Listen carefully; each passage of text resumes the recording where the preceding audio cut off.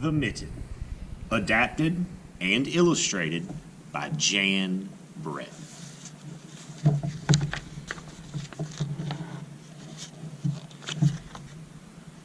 Once, there was a boy named Nicky who wanted his new mittens made from wool as white as snow.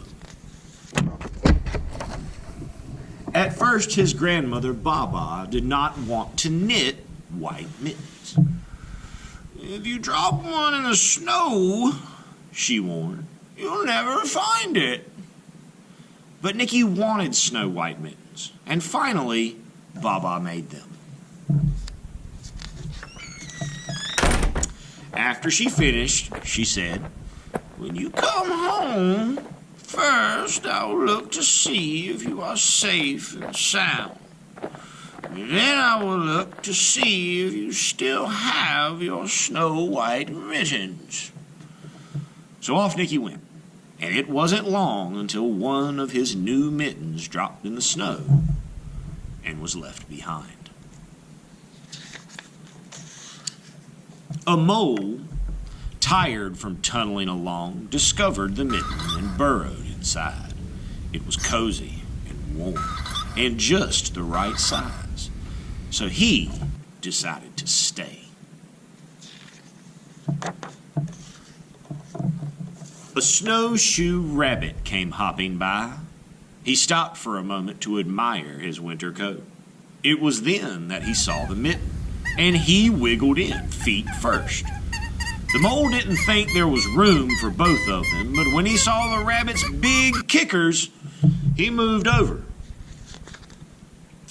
Next, a hedgehog came snuffling along. Having spent the day looking under wet leaves for things to eat, he decided to move into the mitten and warm himself. The mole and the rabbit were bumped and jostled, but not being ones to argue with someone covered with prickles, they made room. As soon as the hedgehog disappeared into the mitten, a big owl, attracted by the commotion, swooped down. When he decided to move in also, the mole, the rabbit, and the hedgehog grumbled. But when they saw the owl's glinty talons, they quickly let him in. Up through the snow appeared a badger. He eyed the mitten and began to climb in. The mole, the rabbit, the hedgehog, and the owl were not pleased. There was no room left, but when they saw his diggers, they gave him the thumbs up. It started snowing, but the animals were snug in the mitten. A waft of warm steam rose in the air, and a fox trotting by stopped to investigate. Just the sight of that cozy mitten made him feel drowsy. The fox poked his muzzle in. When the mole, the rabbit, the hedgehog, the owl, and the badger saw his shiny teeth, they gave the fox lots of room. A great bear lumbered by. He spied the mitten all plumped up. Not being one to be left out in the cold, he began to nose his way in.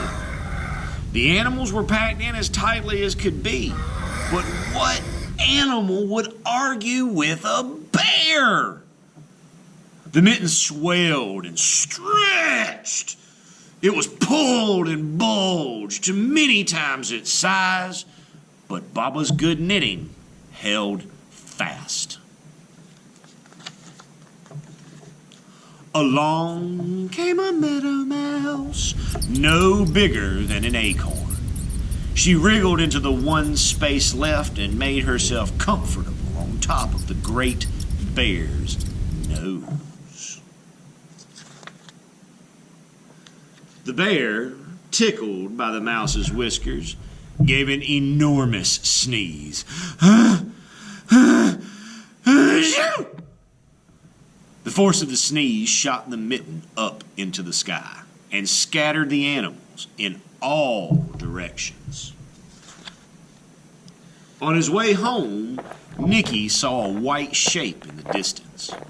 It was the lost Mitten, silhouetted against the blue sky.